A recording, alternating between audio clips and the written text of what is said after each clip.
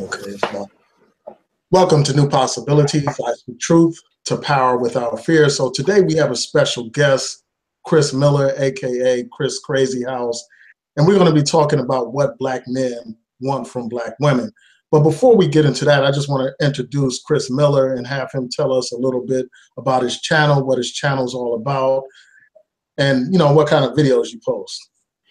Well, yeah, first of all, my name is Chris Miller, and I originally started running a website called chriscrazyhouse.com, and basically just showcase a lot of my art and animation. People don't know, just from my YouTube stuff, they only assume I do just political commentary, but really what I do is I'm an animator by trade. I've been doing animation and illustration since the late 90s, really. So, but as a Black man, obviously you see what's going on out here, so you want to kind of do a little bit more and try to speak out a little bit more. Especially, I think I give a lot of inspiration to young black people who are artists themselves, who might not know which direction to go. And I've been told that I've inspired a lot of Black artists out there, a lot of young ones, that you can be about your people and pro-Black and also an artist. You don't have to feel like you have to assimilate into a certain kind of mindset, just so you can be accepted by other groups of people. You can still do your art and be a Black man, a stand-up Black man. So, but mostly what my YouTube channel, it started out me just showcasing my artwork and stuff like that. But over the years, I started just, doing like little commentaries over myself while I was drawing. And then eventually I just got into doing like a lot of different news stories and stuff like that. Basically because I wanted to balance things out as far as what the nonsense I saw on YouTube from a lot of Black males, sadly to say. And I wanted to kind of give a different perspective from a Black man that has some sense. At least I feel like I have some common sense. I'm not perfect. I'm not a preacher or anything like that, but I think I do have at least some common sense, and I want to kind of give that out there from a Black man who has a Black family, has a Black wife for over 10 years, has a Black child. I just want to give that out there and let you know there are some brothers out there who do have some sense. And I think I speak for a lot of guys who are hardworking but don't have the time to make videos, because a lot of Black men are just very hardworking, a lot of the sensible ones anyway, and they don't get time to do these types of commentaries because they're always so busy. I know lots of them. All my Black male friends are hardworking Black males with families, and they're just working hard, and they come home, they're tired, they just want to relax a little bit or just spend time with their family. They don't have time to be doing videos or watching videos. And I want to speak for those brothers, because a lot of them get dumped on and they don't even know it. You know what I'm saying? They're not on YouTube, so they don't realize they're getting dumped on. And I go and try to speak up for them and just show there are some sensible Black men out here. Yeah. So hopefully, Psycho will be able to join. I sent you a link, SYKOPATHeist. So hopefully you can go to your inbox and check. Oh, there he is. Yeah, so before we go any further, I'll just have Psycho introduce himself, tell everybody what his channel's about, like what kind of videos you do and everything, Psycho. Yeah, peace. What's going on, everybody? How y'all doing? We're doing good, brother. How you doing? I'm all right. Yeah, what's going on? My name's SYKOPATHeist, for those who don't know. I got a YouTube channel that's pretty much based on dealing with issues within the Black community, dealing with talking about topics of how to tackle white supremacy and what moves we need to make to try to get ourselves up out of this situation that we're in. At times I deal with religion. I love talking about religion. I could talk about that for hours. And I tackle some pop culture as well. Different types of things. So yeah. All right. Yeah, I've been checking you out for a while, and you've done a few hangouts. You've joined a couple of hangouts, and I've joined yours. I've listened to yours a lot. Before I go any further, I want to shout out people in the chat room. Shout out to Warrior Queen Speaks. Shout out to Lashid for You. Shout out to Elaine Lloyd. Shout out to everybody in the chat room, Red Roses, It's Me, Mia, and everyone else who's commented. As we're going to get to your comments, we're going to review your comments and respond to the things that you all have to say. But tonight's topic, for those who don't know, is what Black men want from Black women. So to start this off, I want to start off with a basic question. Like, what physical traits do you all look for in a Black woman when you're, looking for a woman? I know you're married, Chris, but at the time when you were on the market, like what kind of things did you look for in a woman? I'm being 100% honest when I say this, that for me, it's always been more about what's in the girl's head more than what's outside, because I think mainly it's because I've worked in entertainment. So I've seen the quote unquote what's considered to be beautiful women all the time. And I met a lot of them that just have literally nothing in their heads whatsoever. So, I've met the video vixens and like the models and stuff like that, and even some celebrities. And so for me, it was more so finding a woman that was a little bit more grounded. And when I met my wife, her little social media profile said that her biggest hobby was reading books, and that's what made me want to contact her and talk to her. And I remember the first time we talked for like 3 or 4 hours, on the phone. We hadn't even met each other face to face yet. So like that was what attracted me to her. Now, I'm not blind, I'm not stupid or anything. I do pay attention to physical looks. So yeah, I like the dark skinned woman. I like Black women that have their natural hair, but beyond that, I'm pretty much flexible as far as that goes. All right.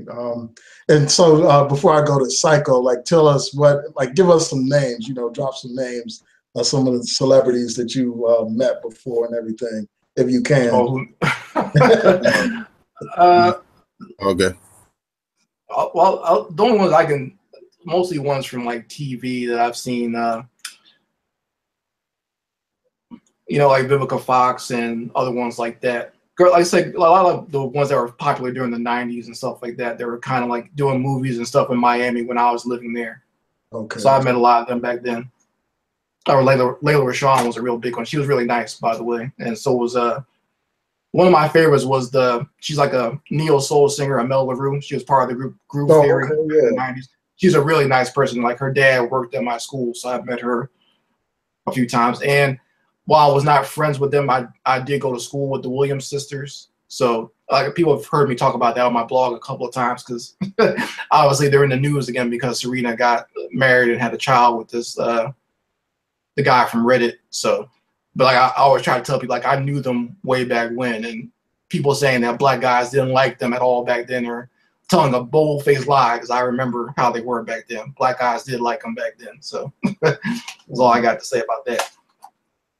Yeah, so Psycho, tell us about, what are your preferences physically, in terms of what kind of things draw you to a woman, like the traits, what are you looking for in a woman?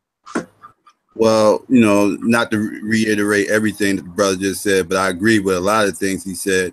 I know when I was younger, like most men, when when we were younger, those type of things mean a whole lot more. I think younger men are more shallow than people that are more seasoned, I should say. Because there was a time in my life where physical appearance meant everything. And right. and it didn't matter what the girl's worldview was, what religion she followed, or whether or not she had a job, any of that. Nothing mattered. The only thing that mattered was how she looked, and that's what that's what attracted to me. I've always been attracted to myself, me personally. I've always been attracted to brown to dark skinned girls. I've had light skinned girls in my time, but that's my preference has always been more darker skinned girls, me personally. But I've always but at this time in my life, that's not even an issue. It's more about who stimulates me mentally opposed to physically. I'm nowhere close to being as shallow as I was when I was 18, 19, 20, and I was trying to find females to impress my friends. I wanted them to, I wanted them to say, I wanted them to be impressed with who I was walking down the street with, opposed to once we get away from walking down the street with each other and we actually get along with each other, and you have nothing to bring to the table, and I'm just sitting here like a stump on a log, like I'm talking to myself, because you have nothing to talk about, nothing to add to the conversation. Like I can't do that anymore. But I know I hate to see older men still acting this shallow.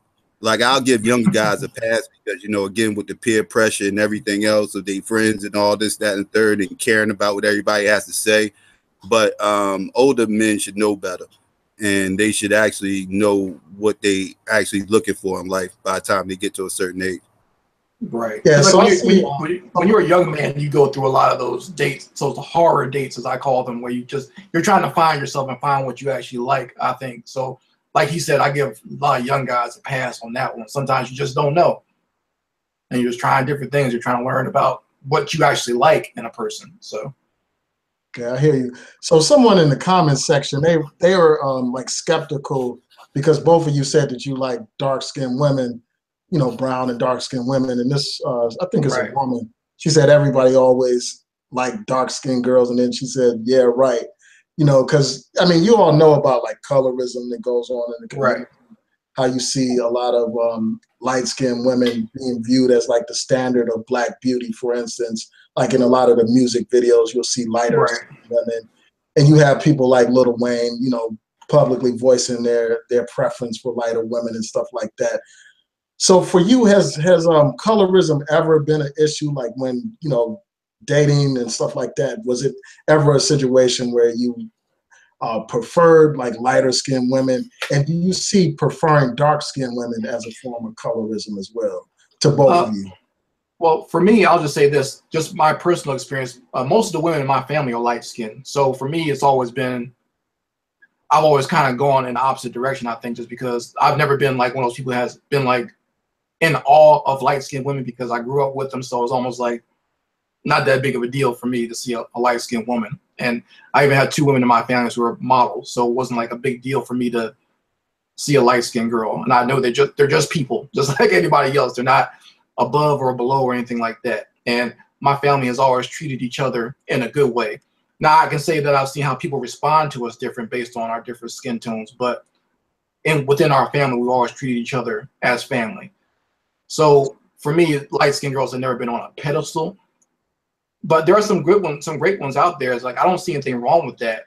And I don't think it's a form of colorism if you prefer a dark-skinned black woman. I mean, they're the majority, so I don't see how that could be that big of a deal. So you don't see any difference. You see a difference between that and somebody, for instance, saying, "Well, I only want to be with light-skinned women" or something like that. Well, here's the thing, and this is just my opinion as far as like the psychology behind wanting a light-skinned girl. And I kind of came up with a little rhyme about it, saying that a lot of those guys want light because they really want white, but their money ain't right, so they get a light-skinned girl. And that what they really want is a white woman. That's why a lot of these guys, once they do get money, they move on from light-skinned girls to get a white female. And I think that's the problem with it. They're almost using light-skinned women as a proxy and not really really in love with them. They're just in love with the skin tone and the social status of it, which I think is a real shame. And I feel bad for some light-skinned women out there because they're not being valued for themselves. It's just they're being valued for a skin tone. Yeah. And so what about natural hair? Like, I know that that's an issue as well. Like, you know, you hear a lot of people talk about that. Like, a lot of black men will say that they prefer women with their natural hair. And I know, like, in your artwork, you feature a lot of black women with natural hair.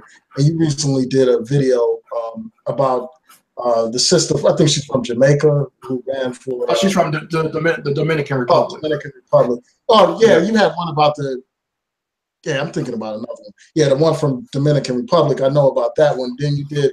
Yeah, that's right. The one about I did do one about the girl that she didn't win the pageant, the Miss Universe pageant, but she was a runner-up. But she had the natural hair, and she was gorgeous, by the way. Yeah. So what do you think about that? Like this whole issue of hair. Like you hear a lot of people on here, like certain personalities bashing black women because they wear weave or something like that. And you hear a lot of black women say that some black men, they talk about how they like women with natural hair and all that kind of stuff. But then these same women say that they notice a completely different reaction from black men when black women wear their natural hair. Like when they go out in public, they see that a lot of men are more attracted to them if they have like a weave or a wig or something like that, or they have their hair straightened, as opposed when they have it in their natural state. So right. What do y'all think about that whole issue? Well, you got you got a certain crowd of individuals like online, on social media, especially here on YouTube, that you know, really attack women who wear weaves and everything, and they really bash the women to the point where this becomes a real sensitive topic. So I don't really get to talk about it as much as I would like to. But the whole thing about, you know, I hear these little stats and statistics about, you know, men's reaction with women who wear natural hair opposed to women who wear weaves and everything. And the same girl can walk into a club with a weave and with a natural hair, and more people will be attracted to the ones with the weave than that. My whole thing is this: who are you trying to attract? Is my question. Like, because are you trying to attract the black man who's out here looking for a racially ambiguous type woman, just non-black altogether? Because if you're trying to chase that guy and you're trying to get that guy's attention, then yes, wearing the weave is the way to go. Because that guy right there is obviously not attracted to black hair or probably black features. He's looking for something that resembles something that's non-black. So if you're trying to attract that man, you're going about it the right way. But if you're trying to attract a man who appreciates your hair, who appreciates your black beauty, and who's going to love you for who you are, opposed to who you might be trying to look like, or maybe resemble, or, you know, because what you're trying to resemble is what you think he wants, and what you think he wants is something that's not looking naturally black. So again, who are you trying to attract is my question to these ladies who present these stats and numbers and statistics. And you know, certain guys treat you a certain different type of way when they wear natural hair opposes. Well, then maybe those are the wrong guys you should be trying to attract. You know, that's just my personal opinion. Right. For me, I'll say this, just my personal experience. My wife, her hair was permed when I met her, when we were just dating. And a year after we got married, she went natural.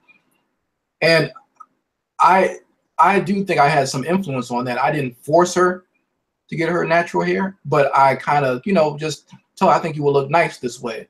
And I think in a way we could encourage that without being hostile, you know, just kind of calling women hair hats and everything else and dissing them and saying like you look ugly or whatever with the weave, or making fun of the weave. I mean, for me, that's kind of tired. We've been making fun of weave since the early 90s. It's kind of like, why do we have to keep going down that route?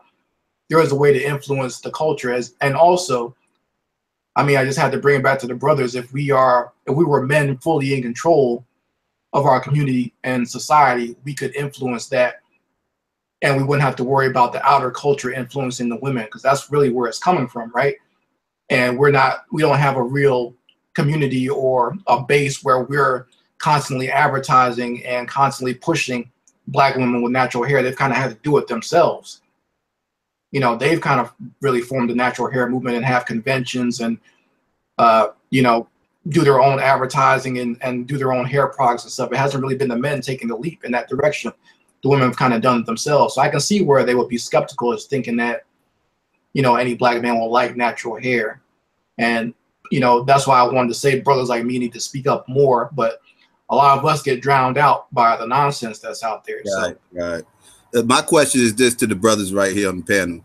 Have you ever met a black man who said he only dates women who wear weaves? Have you ever met that guy? No. No, I've never met a woman that actually said that. I've heard guys that say that they don't like nappy hair, though. I've heard nonsense like that. I have heard that. I've heard that as well, but I've never heard anybody make the accusation that they only are going to date a woman unless she wears a weave. I've never heard that. I just want to debunk that real quick, because I hear a lot of nonsense like that being thrown out there. But I will give sisters credit on this. There is a lot more natural women out here wearing natural hair in 2017 than it was, let's say, 10 years ago. Yes, so I agree. You know, I will give the sisters credit. They are starting to go more natural, and I appreciate it. Yeah, and the comment about nappy hair, I think that goes to the root of what we're talking about, because like growing up, like a lot of us were taught that natural hair was nappy. Like if your hair Right. resembled traditional African hair, it was considered nappy. And I think that's part of the reason why a lot of women do straighten their hair. That's why a lot of women do wear wigs and weaves and all that kind of stuff. And it's a part of the program. They get a lot of that pathology from their mothers too. The other women in their family, they get a lot of that pathology from them. The older generation would tell them that you can't have a nappy head. Yeah, it definitely starts in the family too. I mean, it starts with like the toys that children get, Right. like those Barbie dolls with the long straightened hair, and all the fairy tales that they read as kids have these white princesses with straight hair and all that kind of stuff. So early on, people are programmed to view that as like the standard for what hair should look like. Right. And the question that Psycho asked about the hair, like, are there any men that you all know or that have said, well, they won't date somebody unless they have a weave and all that kind of stuff? That's a good point. And it reminds me of something. Like, I don't really think that men, like, at least most of the guys I know, they're not like, hair is not like their top priority when it comes to dating a woman. They're not going to say, well, oh, I think that the average man is not going to say, oh, I'm not going to date her because she has straight hair or because she has, a weave or something like that. I think that a lot of guys, they're not going to turn down like somebody like a Bria Miles because she has a weave or something like that, or straight hair or something like that. Right. So, I mean, I think there's a lot more to this. I think that, sometimes it's oversimplified. And I just want to touch on a point about this colorism issue. Lashib, for you mentioned that a lot of Black men view like a lighter skinned woman as like a trophy. Like a lot of times you'll have these Black men, as you were saying, Chris, like that once they make it, they either get a white woman or somebody that's very light and stuff like that. Right. And it is like a status symbol for a lot of men, like, because you see a lot of these rap artists with these lighter skinned women, they have them out like they're trophies. They're like a sign of success for a lot of people. So yeah, I think that's an issue that continues to impact our community and stuff. So you all were talking about like character traits, like you all were talking about how you're really not into the physical is not the primary thing. I mean, most men are into certain physical traits on a woman and all that kind of stuff. But you all mentioned that character was more important and values is more important in the way that a woman looks. So what kind of character traits do both of you look for in a woman? Well, for me, the main thing I would say is respectful, and not just of me, but you can tell how they interact with the people around them. If they're a respectable person and they respect other people and their space, their boundaries, and kind of just not saying I want someone who's like a super prissy debutante or something like that, but just someone who, like I said, just respectful of herself and the way she acts and carries herself. And you can do that even with, because I know people are saying like, oh, if the girl has a sexy dress on, she's not respecting herself. But there is a way you carry yourself, even if you're wearing a sexy dress or something like that, that you can be respectful and be respected in that regard. Right. So what about you, Psycho? Like, what kind of character traits do you look for in a woman? Well, we got to share similar worldviews right now. Like at this point in my life, I feel like I can't be with anybody who's like, who doesn't at least share some of my worldviews. Not everything. I'm not looking for a robot or anybody. I'm looking for somebody who has their own mind, but we have to be like-minded. Because again, I need to be able to have conversations, and I need to be able to build things with this person. This female has to be my backbone. She has to, be my support system. And again, we have to be on the same page. I have to be mentally stimulated by it. And in order for that to happen, again, we have to share a lot of the same views. So yeah, I can't have anybody who's out here a conformist, who's out here cooning it up. I can't be with that person at all. I've been in that situation, and it's not a good situation to be in. Hmm. So even if she was super fine and everything, and she was a cool, no, I can never be with Stacey Dash. I'm telling you. Yeah, she lost a lot of cool points. A lot of guys didn't want to be with her after that nonsense she's pulled on Fox News. So. All right, so you know what's sad is a lot of these coon females are actually really attractive females. They really I've said that. It's sad. Yeah. Yeah, I've said women like Kristen Clarizon, she's not a bad looking woman, but the stuff that comes out of her mouth makes her ugly. I was like, I'm not gonna involve myself with someone like that because she might stab me in the back. You never know, you know. Exactly. Yeah, that's a prime example. I mean, she's an attractive woman, but it's like everything that she stands for is like so messed up, you know. So yeah, right.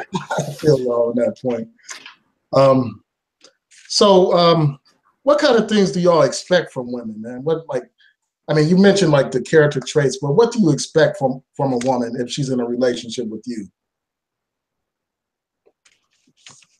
The basic thing that I wanted to bring to the table was understanding and respect. Understanding of the world that we do live in, as living here in America as a Black people. I would like her to have at least some consciousness about that. Not saying she has to step in and walk around in dashiki, but understanding that what situation that we're in and having an open mind as far as finding alternatives to some of the problems that we do face in this country, and not just being a complete slave to what goes on in this society, what society puts on you as far as like what's proper and what's not, especially when it concerns Black people, telling us what to think, how to vote, and you know what we're supposed to be doing as Black people. Because as we know, they can be telling you what we're supposed to be doing and still or not hire you because you're Black, or you know you're supposed to be looking nice and wearing a nice suit and not a hoodie, but Black man can still get murdered by the police. So basically, I just want the girl to have some understanding of what's going on out here. Mm-hmm. So do you all believe in roles for men and roles for women? Like, do you think that there's a certain role that women need to fulfill and a certain role that men need to fulfill? And if so, like, what roles do you see for men and women? I'll let Psycho take that one first.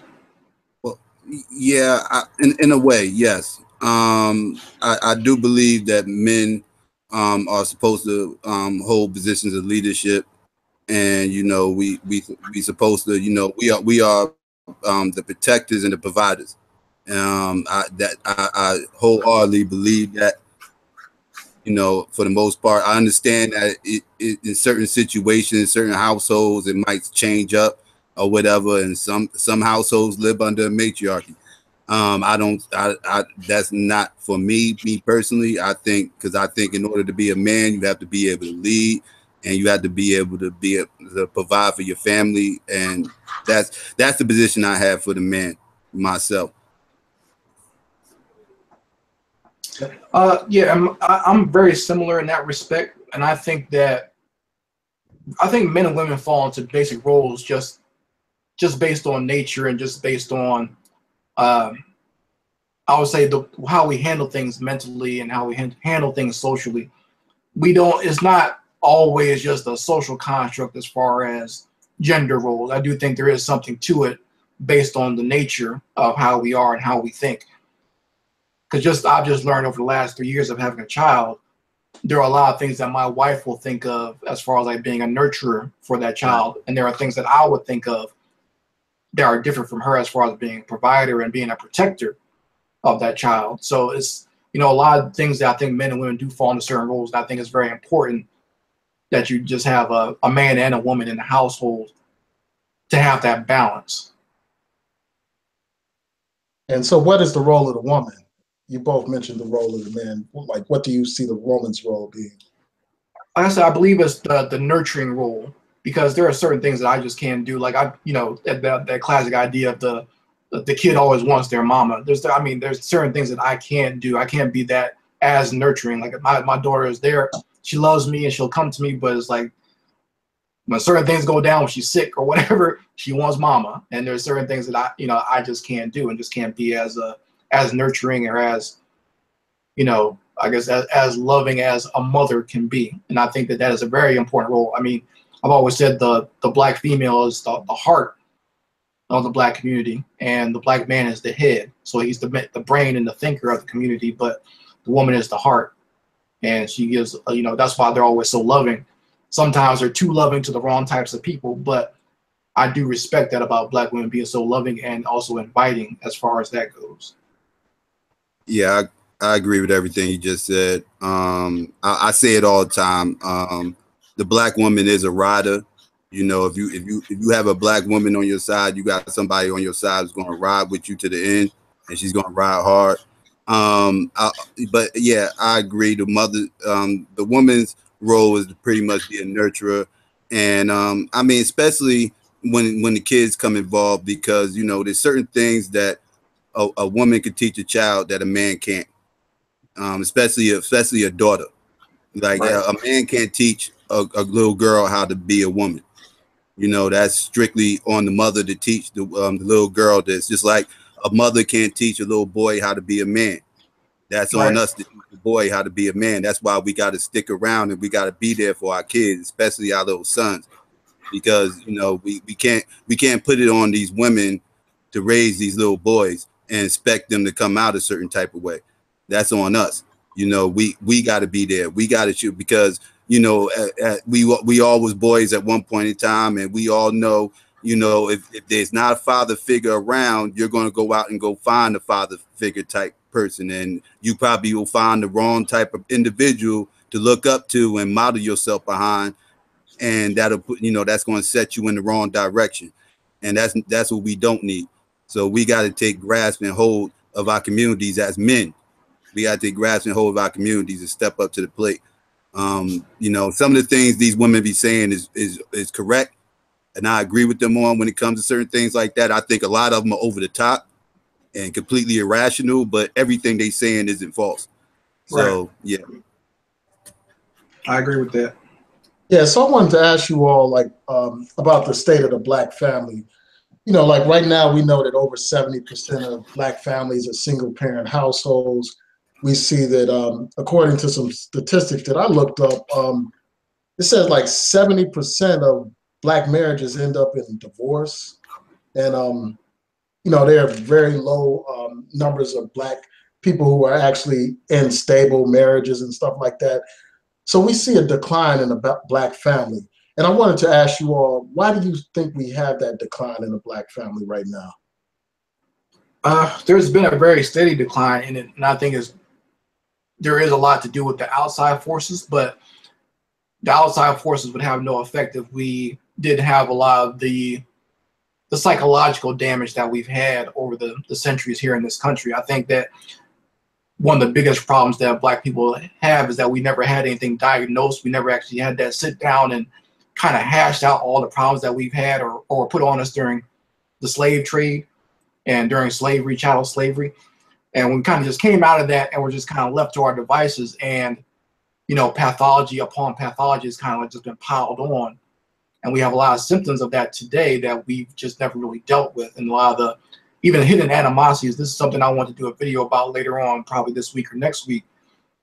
I just noticed just how even sensible black men and black women, when they talk to each other, there's that undercurrent of animosity that we have that, it's just almost like a negative back and forth sometimes. And it's like, it just feels so unhealthy. And sometimes I'll just take myself out of the conversation, or I'll just stop talking, because I can just feel that hostility coming from certain black females. I just don't want to deal with that. It's just too much of that hostility. Someone needs to break that somehow, and we have a sensible discussion, so it's not so much butting heads when we have a conversation with each other.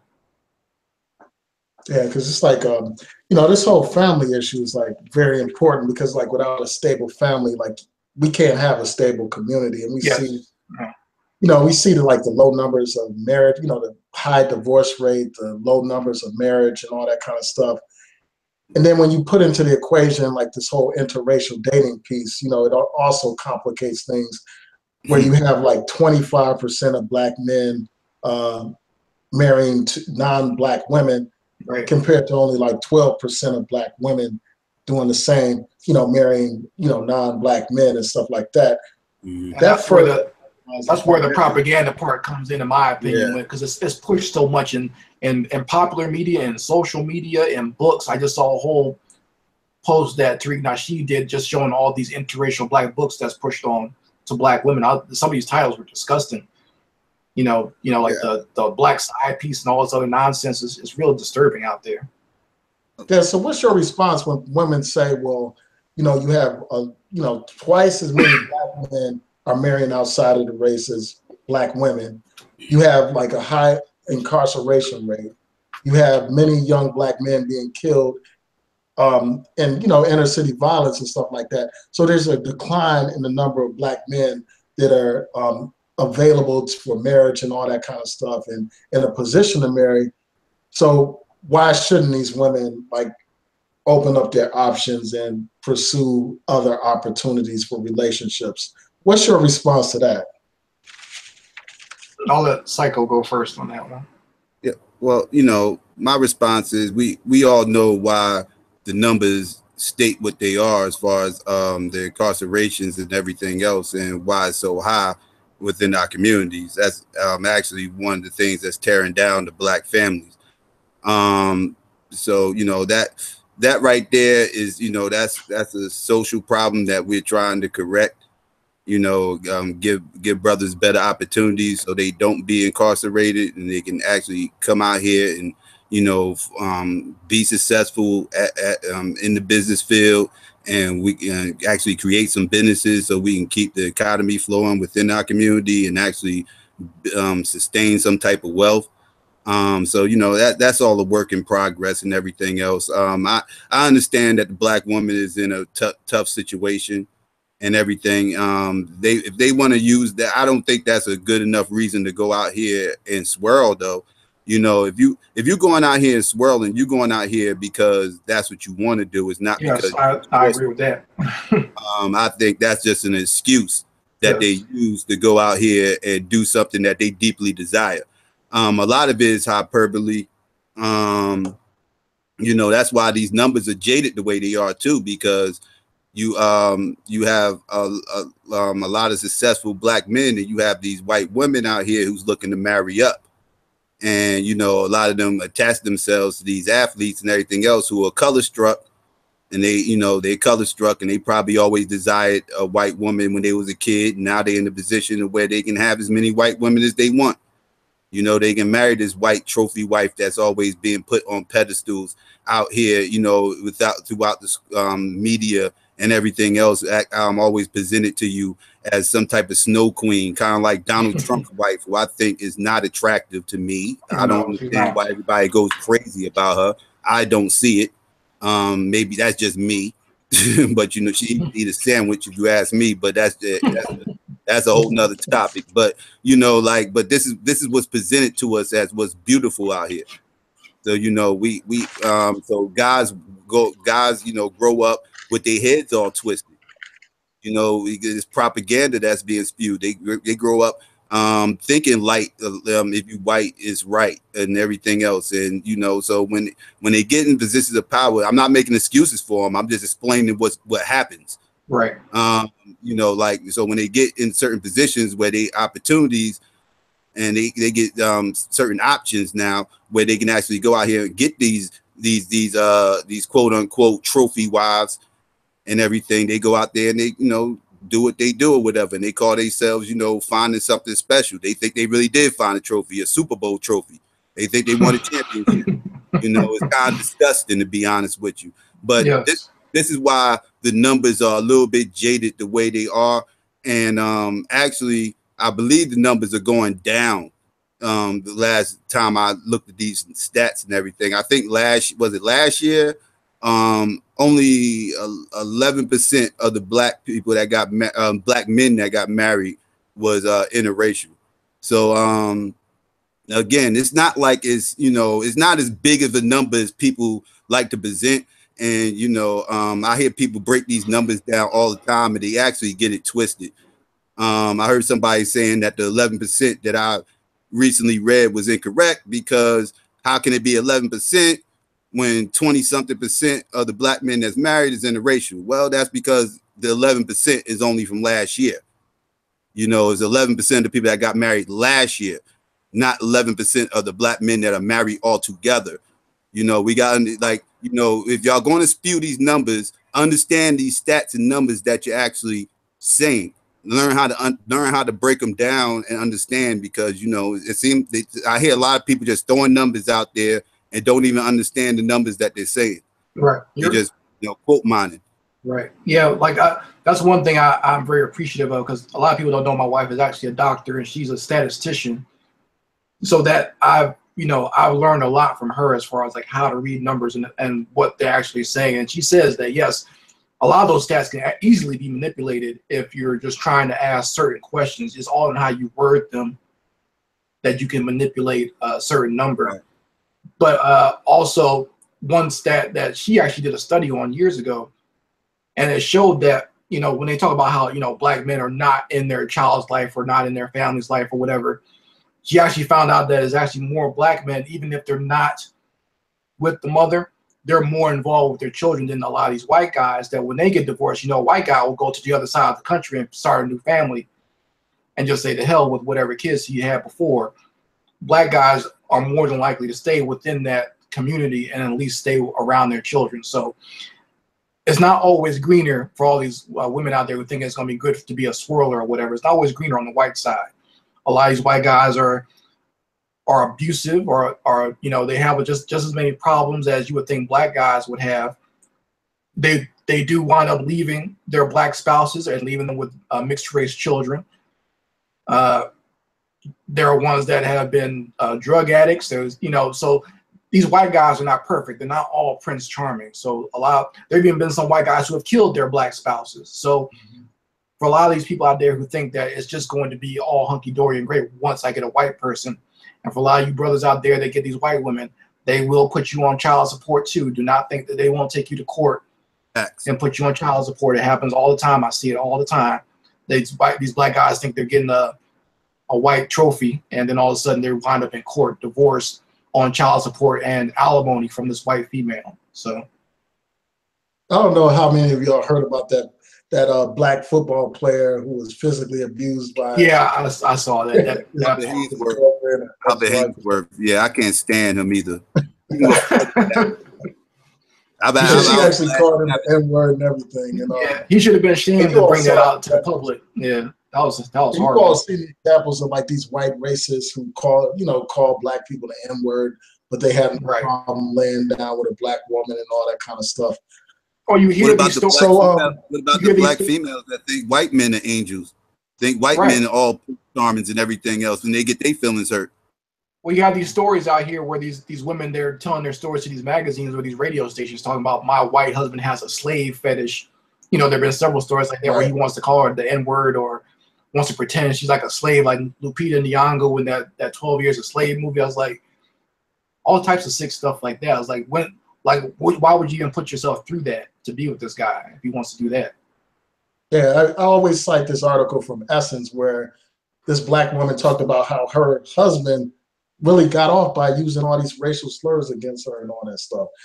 Right. So, I mean, for some people, like you said, it is like a fetish, you know, that they have. So I wanted to go back into like the destruction of the black family and ask you all if feminism played any kind of role in the destruction of the black family. What do you all think about that? I believe absolutely it did. And it wasn't just with I think in a way that what the feminist movement wanted was to boost its numbers. So it did try to have a lot of black women involved with that movement. But I always say that the only way those white women were able to have a feminist movement is because the black woman was at home taking care of her kids and working at cleaning their house and whatnot. Because I know a lot of my women in my family started out doing that type of domestic work and whatnot. So that's how Becky was able to have her feminist movement, because she had all those black women doing work for her. But you know, then they started to try to include them as far as like to boost their numbers, and I think it did a real bad detriment to the black community, because the issues that we as black men and black women have are not the same as white women and her man. Okay, black men are not in control of anything. We've never been in a position to tell you that you can't work. Matter of fact, a lot of you have had to work because black men have been shut out of the workforce for the most part, especially back then. If we didn't create our own business or have our own little things going on in the community, form our own unions and whatnot, we wouldn't have any employment to begin with. We've been shut out of that. So, it was the black woman that had to go out and work a lot. So we weren't in control of anything, and we weren't the ones that were telling you that you couldn't vote and whatnot. We couldn't vote either. So it's like a lot of those same problems don't match up when it comes to the feminist movement with black people. So how did the feminist movement, in your opinion, how did it undermine the black family? I think just by telling black women that, trying to fooling them into thinking that we were the ones that were in control and doing the most damage to them, when a lot of the times it was the white woman and her mate that was doing the real damage. But I think that a lot of that animosity, like I talked about before, that was never dealt with during slavery, where a lot of black women felt unprotected, or they felt like maybe they were carrying too much of the weight. That was never dealt with. So I think a lot of white women preyed on that insecurity and that some of that animosity or hidden animosity or that some black women had towards their man, and they hyped it up to the point where now it's completely backwards and ridiculous the way we act towards each other. And some of the things I hear some of these black women saying online is very disturbing. It's like, what are you talking about? Like, what black man has ever even had the power to do that to you or against you or even cause you that type of pain when, that wasn't the problem. Now, as far as like stuff like abuse, like physical, mental abuse or verbal abuse, I can talk about that. That's fine and dandy. Or just black men just not being there as far as like taking care of all the responsibilities. Those are discussions we need to have, but I don't think we need those feminists in there, the white feminists in there kind of pulling the strings as far as like where the conversation is going to go, because all they do is cause trouble anyway. Right. Yeah, I was going to ask you about like some of those issues, like, like you do have people who are sexually harassed. You do have, some forms of sexism in the black community. All we have to do is, or even sexual assault and abuse. That's something I think we should be talking about. But in my opinion, I think that should be talked about as a whole, not just with the women, because that happens to a lot of children, both male and female. Thank you. I think that should be something that's talked about with an all-encompassing. And some of the assault that black men go through when they're in the prison system, that needs to be talked to, because that has a lot of issues. That gives guys a lot of issues when they come out and they can't deal in a certain family structure after that. So, yeah, we should have those discussions. I'm glad he mentioned the sexual assault as a child and everything, because we hear the horror stories that women go through, but what you never hear is about the horror stories that men go through.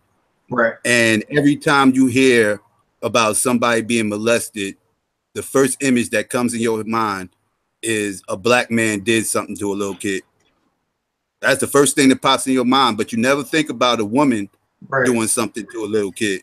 That image never pops in your head. That image is foreign to you when you hear about molestation on a child. It's foreign to you to believe that a grown woman actually would do something like that, but that happens more times than people even know or would like to admit. It happens a lot. Exactly. A lot of young black men don't talk about it. So. Exactly. And it's reasons why they don't talk about it. One, because they will get looked at. Actually, it's almost looked at as a badge of honor. If an older woman touched you as a little boy, it's almost looked at as a badge of honor. Your friends probably giving you high fives. Your father probably ain't going to do anything. He's not going to call police if your father finds out. It's just accepted. It's kind of like just swept under the rug. And nothing ever happens. But this happens a lot. Like I said, men just don't talk about it.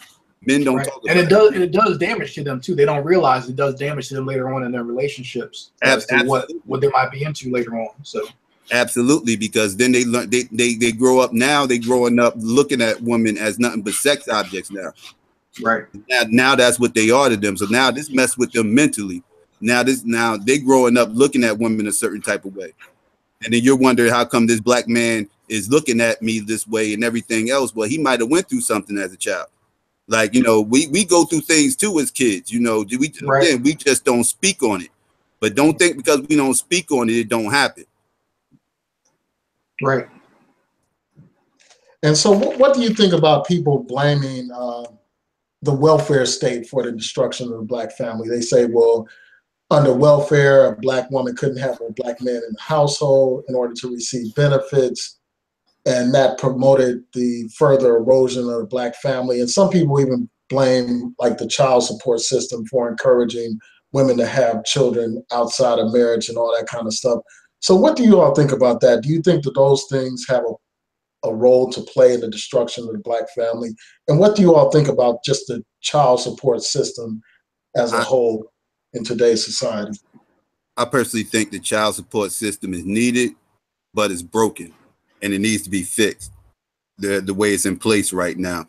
I don't like the fact that they don't let women get public assistance unless they put the man on child support and everything else, because every situation isn't cause for that.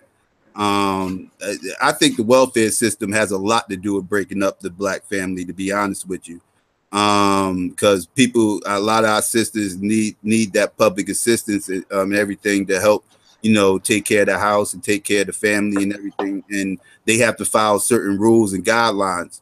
And, the man can't be on the leads. So now that puts the woman in a position of power to where, not all women, but some women will abuse that power. Then you have then you got to put the man on child support. But what if the man's there? What if the man's living there and he's taking care of all the bills, everything else? It don't matter. He still has to pay that child support. And then I don't, like I said, the whole system is broken and it needs to be fixed. I understand it's needed, but I don't like the way it's in place right now. Yeah, you hear a lot of these horror stories out there, and for me, this is almost like a foreign question because I've never had to deal with this personally. But I hear of the horror stories out there that a lot of men have to deal with, as far as like them not being able to see their children, or just in situations with some of these females that they made the wrong choice to lay down with. And that, I think, is in a way that's one of the ways we can fix it, is starting to have more, at least mentor or talk to some of these young brothers as far as like the type of woman you want to be with, and starting real families and not just having babies with random females. Because I think that causes so much of a problem when you just have to have a baby that's, with someone that you really don't really know. And then you're acting like they flipped the script on you later, but it's like you didn't know them to begin with. You just laid down with them because they had a fat booty. And now you're in this big trouble for the rest of your life because you didn't know what you were getting into. So I think in that way we can put a stop to it. And I think a lot of the older males owe it to a lot of young guys to kind of talk to them about that. And the older women should be talking to women about, as far as like having families. I think that's a big problem too, is we kind of think that there's an overpraise of Black women when they just if you get pregnant when you're 13, you're getting a baby shower, stuff like that. It's like, that's really the wrong way to go as far as like celebrating just having a child with no real family there to support that child, just having babies willy-nilly. That in and of itself, and it allows the system to prey upon that. And that's where they come in with the welfare and the child support and just cause more damage than was already there.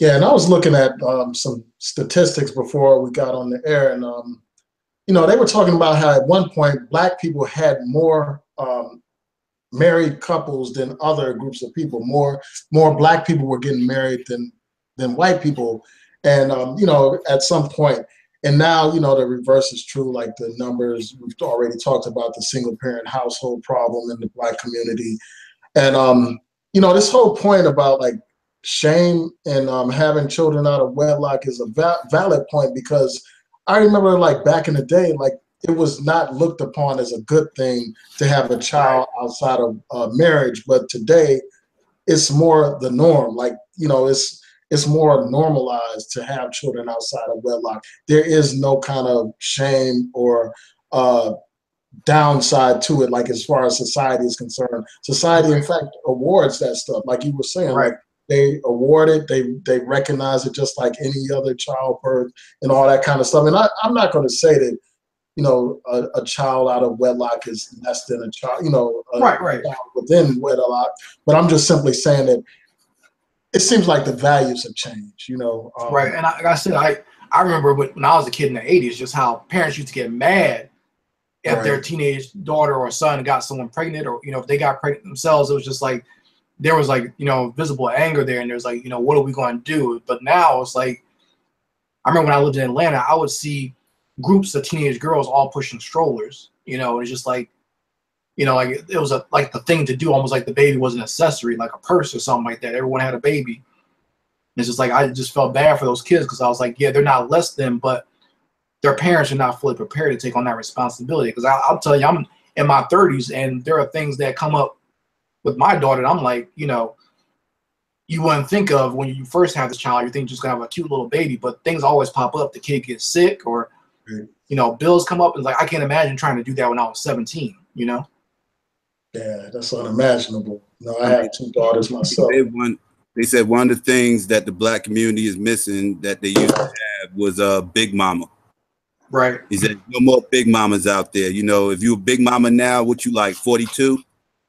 You know what I mean? 42-year-old big mamas, so it's like, like they got kids having kids and everything, and it's been happening for a couple of generations now, to the point where, like you said, it's normalized. It's everybody's like I said, you got young grandmothers, young grandfathers, young kids know they great grands now. It was rare to know your great grandparents when I was younger. Now that they all know they great grandparents. So it's crazy now how society has changed as a whole when it comes to this. It's a lot of different elements that you can put in play why it's like this. But yeah, it's insane. I know the crack era had was a big part of tearing down our community. Let's not forget that as well in the 80s. Yeah.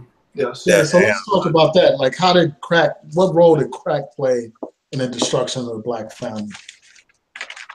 Well, outside of murders, incarceration, having people strung out, having our kids growing up in foster homes and everything else, because they got taken away from their parents because their parents was hooked, and CPS was called on them, so now they growing up in foster homes and everything else, and they have a whole completely different look on life. They growing up not having a lot of hope and everything, and it's like it's a whole combination of things that just came down from them implanting that sick drug in our community back in the 70s. Yeah.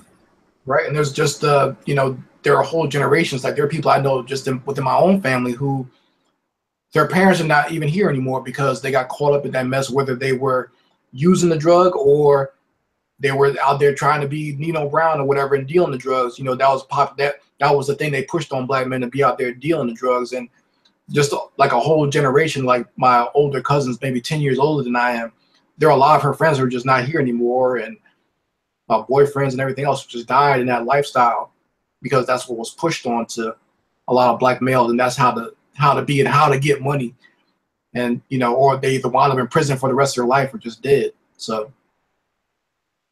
Mm-hmm. So what role do you, like, on YouTube, you hear a lot of people blame a lot of the problems in the Black community on Black women. Do you think the Black woman has a role that she's played in the destruction of the Black family? If so, like, what role has she played? Like, some people say, well, a lot of Black women don't make the right choices in terms of who they decide to be in relationships with, and the whole single parent mother syndrome and all that kind of stuff. So what do you all say to that? Like, what is your response to those who want to blame all the problems in the Black community on? I'm not going to ever put all the blame on one gender in the Black community. That would be absolutely ridiculous, because it takes both of us to make something great or to make something bad. And I always have this saying where I say the Black woman is a reflection of the Black man and vice versa.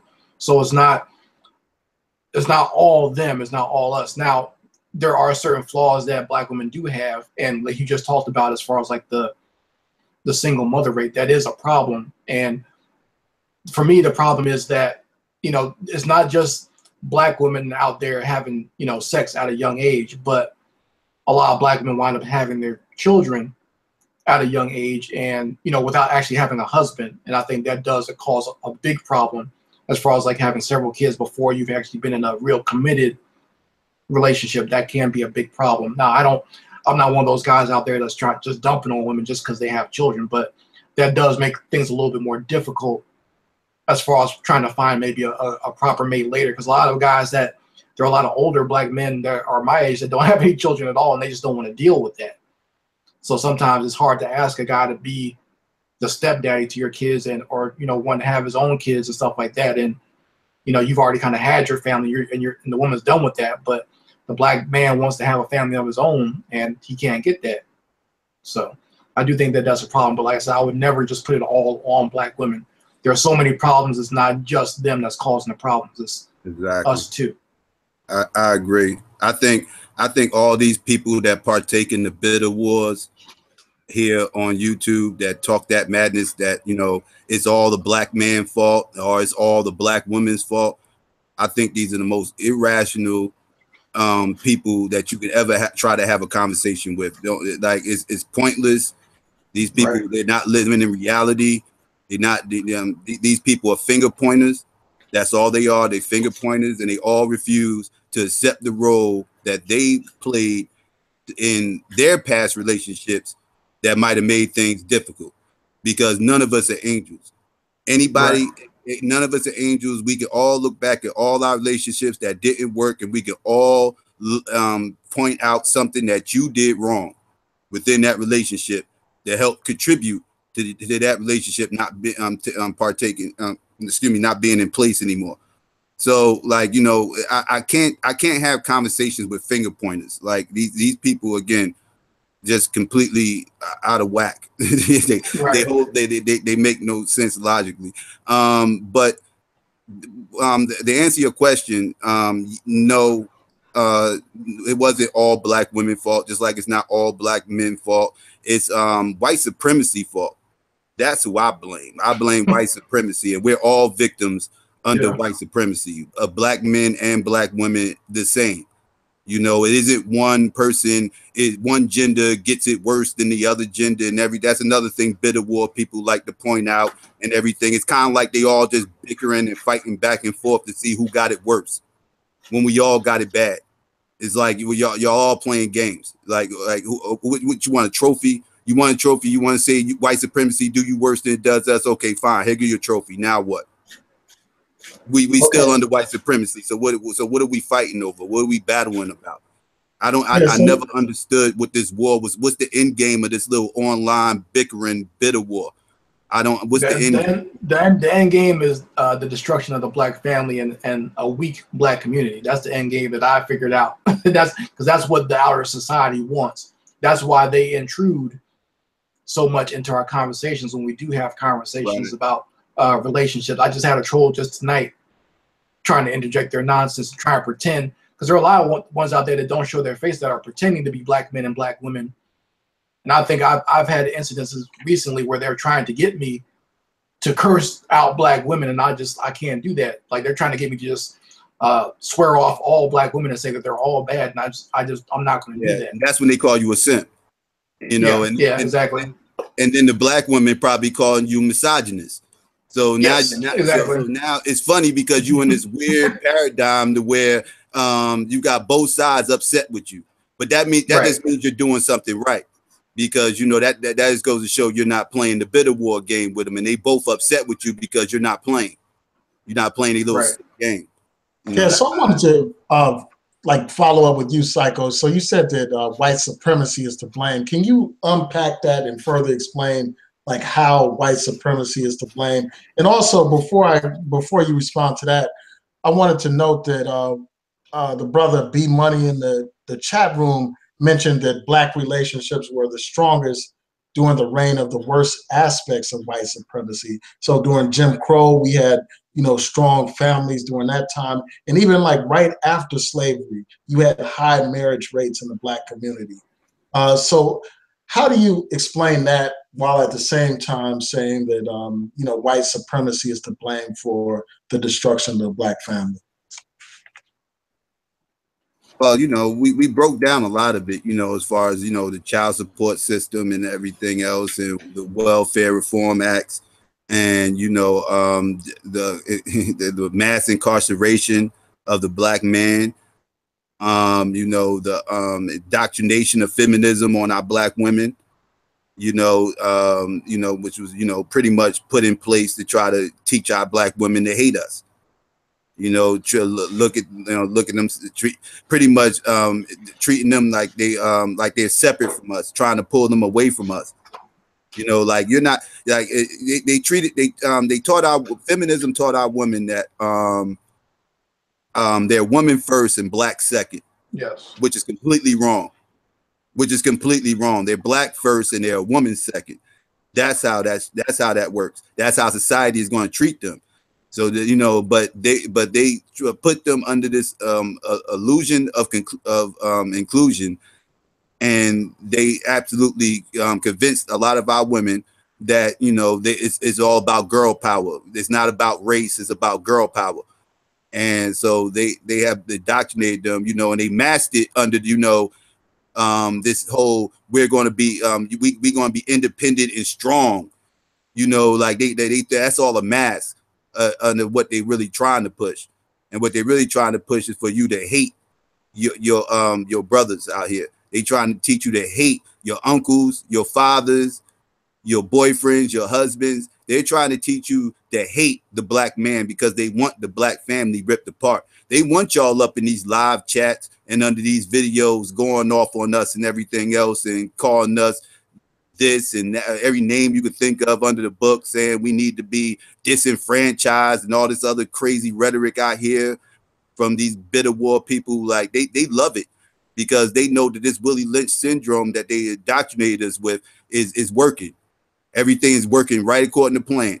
And but a lot of our people are too ignorant to see what's going on. But I'm here to try to wake them up and teach them that, you know, this is, you guys are pretty much doing, I hate to say this because, you know, I'm not a biblical person, but you're doing the devil's work in so many words. You know, I'm just going to try to speak your language so y'all understand what I'm saying. And just to build on what the brother is saying, like when that person asked the question in the chat room about white supremacy being the worst and Black families and people being together, is because white supremacy was overtly attacking Black people back then, especially post-slavery was one of the worst periods as far as like being terrorized by white supremacy. You know, if anyone does any real research into that. And so when they're overtly evil towards you, we understand that the only way we can build and the only way we can move forward is together. And I think that even the enemy, especially the ones in higher society, realize that all we're doing is creating a stronger Black community and population that's going to be able to challenge the white society. And that's exactly what happened post World War II.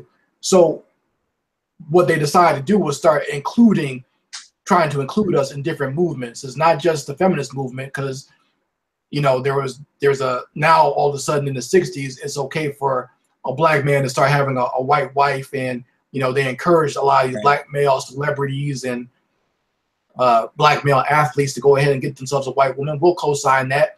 Every damn 70s Black exploitation movie had a Black man with a white female, almost encouraging you to go out there and do that. So the propaganda is not just on the women, but it's on the men as well. And they've worked that string, putting that white woman in front of us as something to get, as something like the brother said before, like a trophy to get. So like they said, they started including us in certain things and letting us into certain sectors of life. That's where you get this whole, I call it the conservative movement. A lot of these Black conservatives thought that they would be included into this ideal. So that causes them to break away from the community, and vice versa. Even on the liberal leftist side, they started including a lot of Black people. Nowadays, they include a lot of Black people who are gay or homosexual into these movements, and they start pulling away from the Black community. And you hear a lot of these Black gays say some of the coonest things you could ever hear possible come out of their mouths because they think that they're down with white people. So they've kind of killed us with kindness, if that's what you want to hear. and that helped destroy a lot of the black families out there. Okay, so before I move on to the next question, like there's one question that I want to talk about before I go on to the role of the black man in the destruction of the black family. And that's this. I know that both of you have done videos basically talking about how the heterosexual black man is under attack and all that kind of stuff. Can you elaborate on that? Do you really see the heterosexual black man as being under attack by not just the white society, but by elements within the black community? Yeah, well, yeah, I made the claim that the straight black male straight black male bashing is socially accepted within society. Everybody takes shots at us, and it's free game taking shots at us. You know, we hear it from everybody. You know, every race talks smack about us every chance they get. You know, our own woman talks smack about us every chance they get. Like everybody talks smack about us, and nobody gets backlash for doing it. Nobody receives backlash for doing it. Matter of fact, they receive praise. Like, what's the white girl's name that from the Facebook posts and everything else? The Tiffany Jolene, whatever her name is, I think that's her name. Yeah. She made the post. People was going crazy about it. And come to find out, by the way, she did steal that post from a black woman that just recently came out. And I knew something was up with that post when I first saw that post. But I digress. I'm just gonna keep but my point is, when the post was made, people was, you know, cheerleading it. It was everything else, but nobody cared that it was some Becky and she might have an ulterior motive behind this, or whatever the case may be. Like, you know, she's not doing this because she's trying to stand up, quote unquote, for black women. That's BS. I'm not buying it. White people don't never do anything for black people unless they got something unless they getting something out of it. Trust me. Like they getting something out of it, whether it's self-gratification or whatever. They getting something out of it, and sure enough, she trying to get book deals and all this other stuff, everything else. She got, you know, an article posted about bashing a black man made the New York Post, and was cheerleading. But if a black show me the Tommy Sotomayor comment or quote that made the New York Post being praised, you can't find it. You can't find it. You know why? Because it's not socially accepted to bash black women. I'm not saying bashing black women don't happen, because I just named one of the main female bashers on YouTube. But again, that is a small niche within YouTube. And just that little niche is the only ones that's cheerleading it, because socially that is not accepted. Everybody's looking at them like they're crazy. You understand what I'm saying? But if a woman bashing a black man, that's looked at as being normal. That's looked at as being accepted. Nobody's going to frown upon it. Nobody's going to, like I said, you get Essence articles, you get vanity write-ups and all types of other stuff, everything else if you bash on black men. Bashing on black men is socially accepted within society, not bashing on black women. Yeah, I mean, I only disagree with you on a couple of points. Like the first thing is like, in terms of it being socially acceptable to bash black women, I mean, I think that for a long time, it has been socially acceptable to bash black women. That's why, for instance, when you listen to a lot of some elements of hip hop, you see that misogyny is like steeped in a lot of that music. You see here on YouTube, like some of the most popular personalities on here are black men who bash black women. They receive the most subscribers. They receive the most subscribers and views. So I think that does speak to something. You know, it does speak. Yeah, to it has a niche acceptability on here. Well, female basher has a niche on here, but when I say socially accepted, I mean like on a grand scale of things. I think it is on a grand scale as well, because like when you look at the black celebrities who've made derogatory comments about black women, and you know, when you look at it on that level, there is a certain acceptability to misogyny in society. And then, like with respect to this Tiffany, whatever her name is, the white girl who posted that status, you know, the only thing I'll say about this, like, as far as I'm concerned, like, it's really irrelevant, like if it was plagiarized or whatever. You know, if you just look at whatever the statement is, you know, I think that there is some truth within it. You know, there's some truth within that statement. And I think that, unfortunately, what she said about some black men is true. I'm sure that there are a lot of thirsty black men that reached out to her and that reach out to all these other white models on a regular occurrence. That you know, I never even doubted. though they don't, you know, even though, like, you know, these people will bash their own women. We see it every day on YouTube. Yeah. Where you got black men bashing their own women to impress these white women. And I don't have a doubt in my mind that there are not many black men that actually do that stuff. Because I've seen it. Know what I questioned about that whole thing, about that part? The thing I questioned was, she said, I believe this was, she said that men was going in her inbox and bashing black women in her inbox.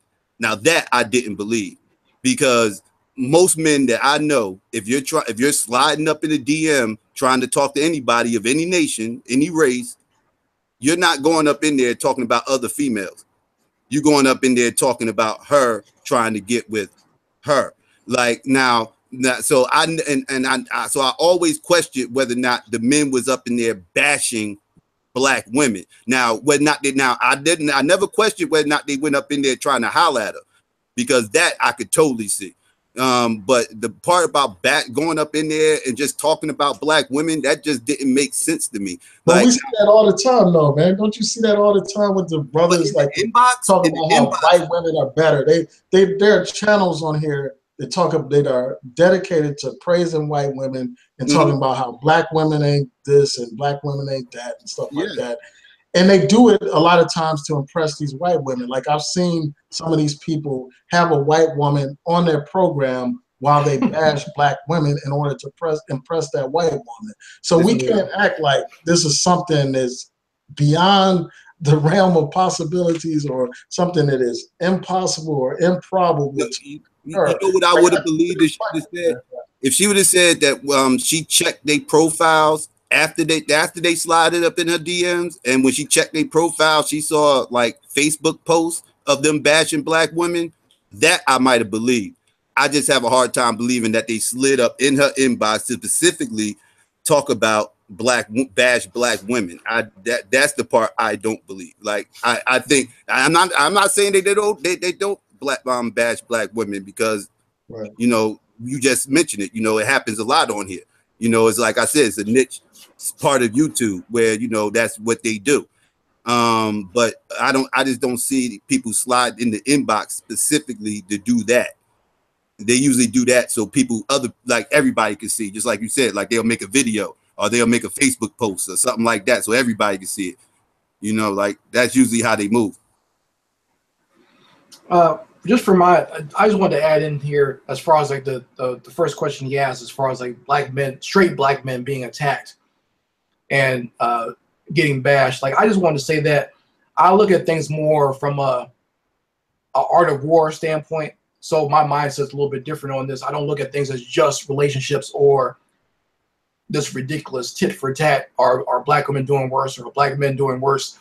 I look at it from, if you have a concerted effort from the outside communities attacking the one that's going to do the fighting and the one that's going to be your protector, which is the straight black male, that's a big problem. If they're going to criminalize you, they've already criminalized you in society and made you seem like you are the worst of the worst.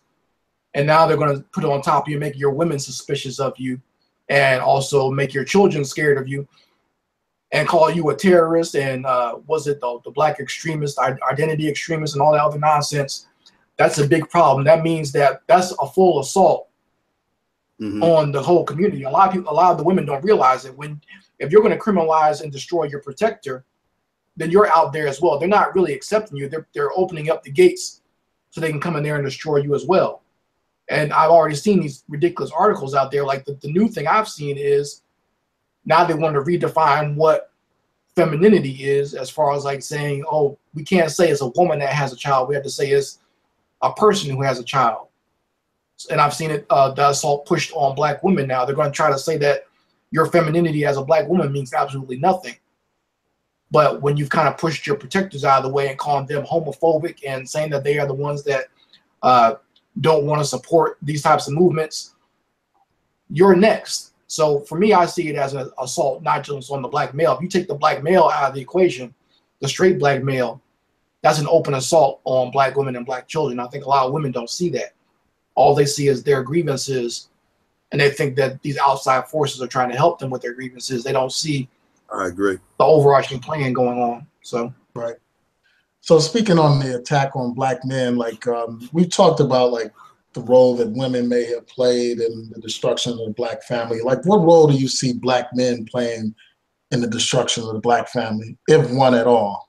we definitely got to take our responsibility. Yeah, not the biggest one is just not taking responsibility. This is something I run into all the time, where I talk to black men about, you know, as far as just building up the community with just building their own business and being able to hire other black males so that they can, you know, support their families, and, you know, each one teach one, they can hire someone else. So it's like, I get this pushback where they say, I don't have no responsibility for the rest of the black community. And I even had some brothers get mad at me when I did a whole video series talking about why black men should not be wasting their time and money going to Brazil to get some panties, where they should be using their time and resources to try to build up their own community. And they just said, they all said, F me for doing that. You know, they said, we need to be, you know, going out there and having sex and fun with everybody else and not building a community. And one said that he see responsibility for the black community.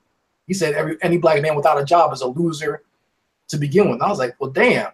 You sound like a white supremacist in that regard. Like, you just sound like someone who just came off of Fox News with that rhetoric. So, you know, just not taking responsibility is a big problem I see with black males. We definitely have to learn to take responsibilities in the BS that we do. Yes. You know, because again, like, none of us are angels, men or women. You know, we all got some BS with us that we need to fix and straighten up. I'm a firm believer that men should correct the men and women should correct the woman, because if one tries to, like, if a woman tries to correct a man, it's going to be looked at a certain type of way. If a man tries to correct a woman, it's going to be looked at a certain type of way, and the message is going to be lost. You understand? And if we don't need people attacking the messenger, and the message get lost. So we need to start taking ownership and responsibility on what we and our gender does, and try to do what we can to correct it, so we can move forward as a black community as a whole, because we gotta build up our black families at first and foremost. And I'm gonna tell the men the same thing I tell the women. Like, you know, I hate when I see women who get upset with their baby fathers for whatever reason. You know, maybe they broke up on bad terms or whatever the case may be, or just upset with them for whatever reason, and decide that, you know, she's not going to give visitation rights or keep the kid away from the man, or whatever the case may be, just to try to attack or get even with the man. You know, it bothers me because they're doing that as a personal vendetta. You know, because they wouldn't do that if it was a man who didn't care about the kid. They wouldn't threaten to take away visiting rights from somebody who don't care about the kid. They only do this to people that they know care about the kid. So that just goes to show that's a vindictive action that they're taking. But I'm gonna tell the men the same thing. Just because you're upset with your baby mother for whatever reason, or the case may be, you don't sit up here and stay away from her and the kid just because you got issues with the baby mother. You still have to be there as a father first and foremost. Right. You know, so you cannot use whatever bad relationship you and your baby mother has as an excuse not to be there for your child. You know, because the child is innocent between all this. The child didn't ask to be here. The child had nothing to do with you guys arguing, breaking up, whatever the case may be. I don't care how you try to spin it. You can try to point the finger at the kid all you want. I'm not going to blame the kid. You know, the kid don't have anything to do with it. So we have to remember that, you know, we have to be there for the child, because, you know, the child needs both parents in their life. And that's first and foremost. Oh man, Psycho, you talking that simp talk, man. That's the response I get when I say stuff like that.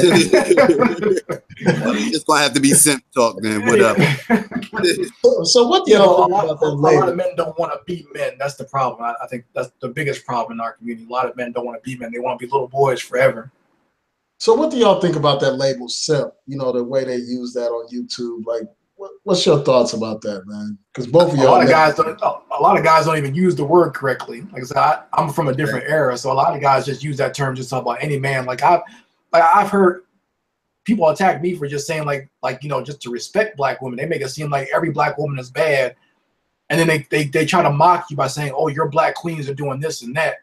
You shouldn't be showing them any type of respect." Like as if that's a bad thing. Like calling them like I don't even call black women queens, but they try to use that as a mocking term nowadays, and it's just a lot of guys just don't, like I said, have any sense, and they try to use that word simp. They just use it wrong. Any guy that has respect for women nowadays is a simp.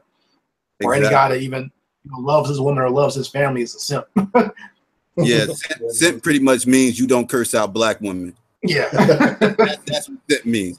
Simp means you don't point the finger at black women for everything that's going on wrong in the community. That's what, like, I don't even care what the people call me these little stupid online terms, dusty beta males and everything else. Like, I just, it gets thrown around so much to where it's the whole term itself done got watered down, to where I just chuckle whenever people use these terms now, because people don't even use coon correctly anymore. No, people you're right. Yeah, you're right. To be honest with you. So it's kind of like, y'all kind of dilute these words when y'all, throw it around the way y'all do. And, it kind of loses its sting. And so, we talked about like this whole gender war here on YouTube. So what do you think can be done to end the gender war, if anything? Like, do you think it's going to just continue forever, or is there a way to bring it to an end? Because you had a black men bashing the black women, and then in response to that, you have black women now bashing black men, calling black men apes and all that kind of stuff, encouraging black women to abort black babies and all that kind of stuff on the far extreme end. You have people encouraging black women to not be with black men and to pursue some white men and all that kind of stuff. So it's a real toxic environment on YouTube. Like, you have this black woman versus the black man and vice versa. What can we do to end that conflict on YouTube? Well, I don't know how you can end it on YouTube. Society, just in general. Yeah, well, I would say in society, just look at society, it doesn't really exist to the extent that it does online. And I think that if anyone has any real thoughts about it, I know when I look around, I see black couples together all the time, and they're not calling each other hair hats and saying this N-word ain't SHIT all the time. So it's not, to me, I don't think it's almost like a virtual world, almost to the point where it's almost like, The Sims or something like that, where people get on and pretend to be something else or try to vent their frustrations and they go overboard. And I think what's real detrimental is doing a lot of damage to a lot of young black people, where they think that this is actually the world that they live in. When really, like I said, the majority of black people I know are couples and they get along just fine. They're not perfect. They do argue, but no one's attacking each other the way they do on YouTube. And, there's a lot. Sometimes I think that they might actually be government agents. Some of these more extreme people on YouTube, I think they do a lot of damage, whether it be the Karazans or the Sotomayors, where they're not even taking things even in a rational type of discussion. They're causing chaos with what they're doing just so that they can either make a buck or they can just kind of present their pathology to the world. So that's what I say. All these bitter war people are on here gender hustling. They gender hustling. That's what they doing. They preying on bitter people feelings on YouTube, and they're catering to it. And I swear, if you go to these live streams, it's like church. I say it all the time. It's like church.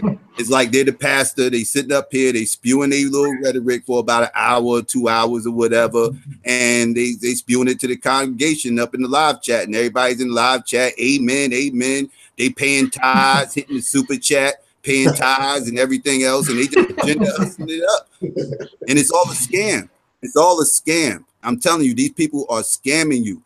Most of these people are not even in solid relationships, and they just sitting up here just spewing garbage. Like I said, they catering to bitter feelings. There's a lot of bitter people. There's a lot of people out here that has a lot of bitter feelings towards their exes and past relationships they done had, and they are catering to that. And it's real easy. It's like a religion. It's a cult. It really is. If you really let's analyze it, this is a cult. I'm telling you.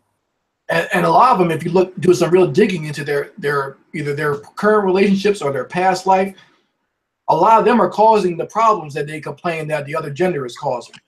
Like a lot of these Negroes out here are the ones that a lot of them have kids out of wedlock, and they want to talk about how bad black women are. They're the ones having a whole bunch of babies and just knocking women up and not taking care of their responsibilities. A lot of you know that one of the main culprits of this, he has an 18-year-old son that he never took care of, and you know, the boy is like was very popular in football in high school in Atlanta, and this fool had this child and never took any real responsibility for it. But he's out there talking about how these hair hats are causing all the trouble, and you know, he's been aired out several times by several different people about, you know, him not taking responsibility himself, or even people like you've had beef with people like Painless, you know. He was out there praising white women, and didn't his white woman leave him? And again, didn't he just get a divorce or like a couple of months ago or something like that from his white wife? And he was talking all this mess about black females. So, like I said, a lot of these guys out there, they present a certain image, and then when you start digging into what they're really about, you find out that they're nothing but frauds. A lot of these females are the same way. A lot of these females are just as messed up, and I think a lot of them have mental issues. I was just talking with a sister on one of my videos where we said a lot of these swirls have some sort of mental disorder. There's no logic into what they're saying half the time. It's almost like there's sometimes I even hypothesize that Carazine doesn't have a white husband. I think that's something she made up in her head. Some of the stuff that she says doesn't sound right to me. That's just my opinion. Yeah, I mean, you would think he would be more visible. Like, I mean, I've seen her with all these other white men, but you know, every white man under the sun except for her husband. But that's exactly. Yeah. That's so. I mean, can anything be done to stop this war, or is it just going to continue forever? The only thing I see stopping it is some sort of big social upheaval, because I see little bright lights when something really bad happens to a lot of black people. Like during that whole situation with Dylan Roof where he shot all those people in the church, I saw a lot of confusion online, and I saw a little bit more coming together where black people realize who their real enemy is. They'll stop all this back and forth nonsense. But you know, sometimes, you know, our society goes so quick with media and whatnot, a bad thing happens and we concentrate on it for maybe 2 or 3 days, and then we're on to something else. So, you know, I don't know what can shake us out of this nonsense. It's gonna take something like that to shake us out of it, and just us people out there presenting a counterpoint to the nonsense is going to stop it. Yeah, I mean, I think that's a great point about like just dealing with white supremacy and racism and stuff like that. Because it seems like I think another YouTuber, Nelly, mentioned this, like how unfortunately some black men, you know, they are more eager to like attack the black woman than they are to address racism in society, than they are to attack these white supremacists and these racists and these right-wing politicians who are imposing policies that are detrimental to our community. It just seems like, you know, a situation where somebody is powerless, so they come home and they kick the dog, they yell at their family and all that kind of stuff. That's what, unfortunately, a lot of these misogynists are doing. You know, they're taking all their frustration off on the black. Instead of dealing with. That's a good analogy. That's a good analogy of the classic man being abused at his job or just not having work and then coming home and abusing his wife. Right. That's a very good analogy for it, because that's exactly what I think it is. A lot of powerlessness. Because there are black guys that start talking bad about black women where on videos that has nothing to do with black women. Like I was on like this watching some old Soul Train videos, and some guys started bashing the black women on the Soul Train video in the comments. Like, I was like, you know, what's wrong with you guys? Like, you can't take a break for one day. You know what I'm saying? I know. They have no chill, right? They have no chill. It's crazy. It's like it's all the bitter war people. It's all the bitter war people. I don't care what side of the fence they on. They have zero chill. Everything, they turn everything about gender. Right. Everything's about gender. Everything has to be, well, he only did this because he's a black man. She only did that because black women, single black mothers, and everything. I don't care what the topic is. I don't care. They will spin everything. It could be a video. It could be a dude streaming a video game. And they'll turn that into a gender war topic. Like it's absurd. It's absurd. These people are crazy. So I'm going to go on to the last question, and then after that, I'm going to go through the comments in the chat room, and we'll respond to them. And that's this question, like, what do you think we can do to rebuild the Black family? Like, we talked about the high single parent household situation. We talked about the high divorce rates. What can be done to rebuild our Black family and our Black community? We have to open up channels of dialogue where reasonable people and reasonable minds can get together and actually talk. Like I want to open up a dialogue with more Black women as far as like us working together to build things. That's why I try to be careful as far as like, if I have a disagreement with a certain Black YouTuber, whether it be male or female, not to just automatically attack them, because that's the easy route to create YouTube beef or whatever. I want to try to have more of a discussion, because even you, I don't always agree with you, but I think you're a good brother and want to do something positive, so I'm not going to attack you for that. You know what I mean? So we can move forward with cooler heads, and we got to be more logical and think these things through, and not just get so fired up if we don't 100% agree with somebody. They're automatically wrong and we need to attack them. You know what I mean? Right. Right. I agree. Communication is key. We have to be able to listen and not be so tribal. A lot of times we listen and we only listen just to respond. We just listening for buzzwords just to respond to, so we can, and we're really not listening wholeheartedly. And that's the issue with a lot of these people. A lot of these people who partake in this stupidness. That's why I call them irrational, because again, it's not having an honest conversation. These people are intellectually dishonest by nature. Nature, intellectually dishonest. So it's kind of hard to really open up dialogue with these people that spew this type of rhetoric, because they already have preconceived notions and presuppositions that don't really hold any water, but that's what they're going to work off of. Like I know you guys have dealt with this, just being attacked based on the title of your video. The person actually didn't listen to what you were saying. They saw the title and they wrote a comment based on what your title said. Yep, so that happens all the time. Exactly. Just listening for and looking for buzzwords. You see that all the time, man. It's like, and you could tell like you said, you could tell they didn't even listen to the video. It'd be like a 7-minute long video. They didn't even listen to it. They just saw the title and just left a comment, probably read a few comments and just commenting off what the other people are commenting on, and didn't even listen to the video. That happens a lot. Yeah, and some people are just haters. Like I have a couple of haters. Like they wait for me to post a video so they can be the first one to thumbs it down. You know what I'm saying? Yeah, that's you. I mean, Exactly. I gotta shout them out for their dedication, man. But yeah, let's go through the comments that people left real quick before we close out. So if you all see some comments that y'all want to respond to, feel free. Let's see.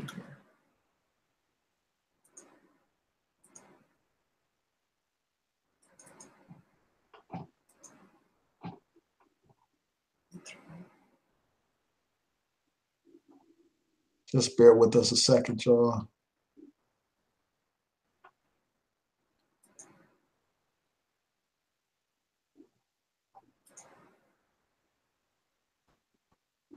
I agree with what Elaine said.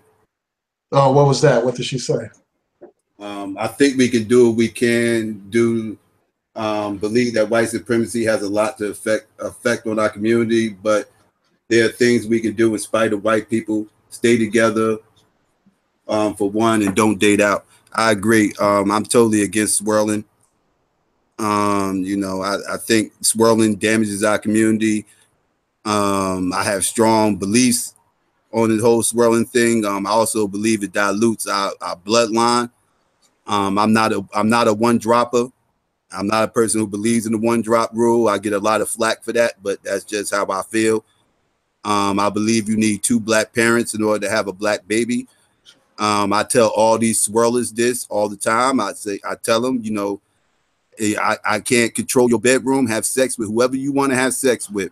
But when you have a child with this person from another nation, please do not push that baby off as being black, because that baby won't be black, because that baby needs 2 black parents in order to be black. You absolutely have, you can have a child that's going to be a mixed baby. Part black don't make black. You know, Right. that. So yeah. No, I agree, and I think that once you've decided to make that choice, even if you are someone who, I guess, somewhat speaks up for the Black community, once you decide to get a different type of mate, I think you've automatically become a part of their community. Really, you know, if they're part of the dominant society. You know, the recent discussion about people like Shannon Sharp, who has I don't know if that's his wife or his girlfriend, but he has a white spouse or a white girlfriend. But people are, you know, as a Black male, of course, I give him props for speaking up when he has a public platform for other Black males. But I can't also co-sign him being with a white female. I mean, that's almost like I give the example of you're just planting your seeds somewhere in another garden somewhere where your community is starving, but you're planting your seeds somewhere else to grow food somewhere else. Right. You know. Yeah, I mean, I think that unfortunately what happens is when people intermarry, like they eventually end up diluting their line because like a lot of times the biracial child ends up marrying a white person and pretty soon like none of the kid, like the whole blackness in the bloodline is wiped out. It's only like it ends up being a white bloodline. It ends up going back to white. Right. Yes. And look at the biracial chick that just about to get married to the prince out here in out in London. He's about to marry a biracial woman. And Black women are running around here screaming like that's a W. Like, how's that a W for you? Yeah. First of all, even if I did consider her Black, which I don't, but even if I did, how still explain to me how that's a W because she married a white dude that's supposed to be quote unquote royalty out in London. That's a W. That's not a W for me. Well, her grandkids are gonna be white, so it's like you know. And she's not even white. She's not even Black herself. She's mixed. Exactly. Yeah, and so I did a video on that. I did a video on it, but I didn't upload. I may upload it. I did a video. I think it was Friday. I just didn't get around to uploading on that subject. But yeah, I mean, that's a prime example of what I'm talking about. Like, I've seen it happen time and time again, where you have these biracial children that end up marrying white, and they just end up eventually the bloodline is going to be white. And I'm not as hardline as Psycho is in terms of like biracial people. I still adhere to, like, I don't know if it's the one drop rule, but I would say that in this society, regardless of what people call themselves, society sees them as Black, whether they're biracial or not. Society views them as Black and treats them as Black. And we see examples of that over and over again. And as far as I'm concerned, like if somebody is committed to the Black community, they have love for Black people and they have proven themselves through their work for the community, then I view them as Black. Like, so I'm not like as hard line as you are. I can understand that. I can understand that. Biracials can be down, mixed. I should just say mixed, just to kill all that. Mixed people can be down for the cause, and they can appreciate the Black side of them. I'm not saying that that's not possible and everything else, but I believe there has to be a hard line drawn somewhere. You understand? So we will know what's actually Black and not. And like you was just saying, the all the stats and statistics show that most of the time these biracials they get with other people is most of the time they marry white, they marry non-Black or whatever the case may be, and eventually the whole bloodline is going to be gone. Yeah, and as I said, like in prior videos, like I think that like when we get into this thing where we divide ourselves up into, and I understand your perspective and stuff like that in terms of not viewing biracials as Black, but I think that once we get into that category, once we get into that whole train of thought, then we basically undermine our community because you have people saying, well, I'm only I'm this percentage Black, I'm that percentage Black. Well, here's the thing. Colored folks over here, just like in South Africa, they got like all these different racial categories over there, and all that did was empower the white minority.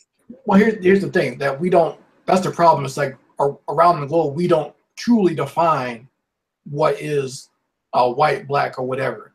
We've allowed our enemies to define what is right, Black, white, Black, or proper, or whatever. I think that's pretty much the problem that we have, and especially in this society where we are not the majority of the population.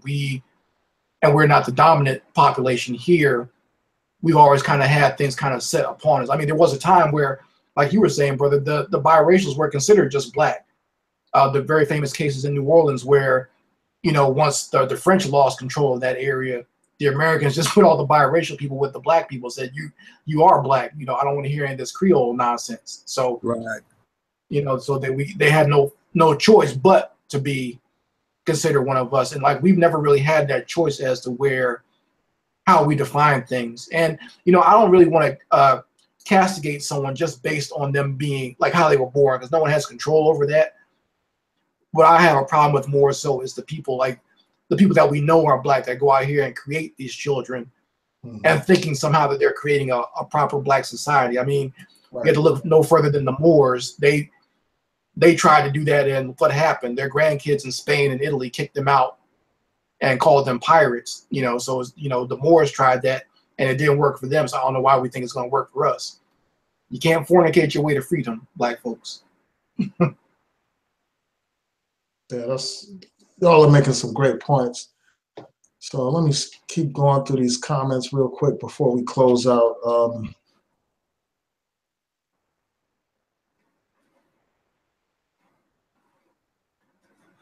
Just bear with us a second.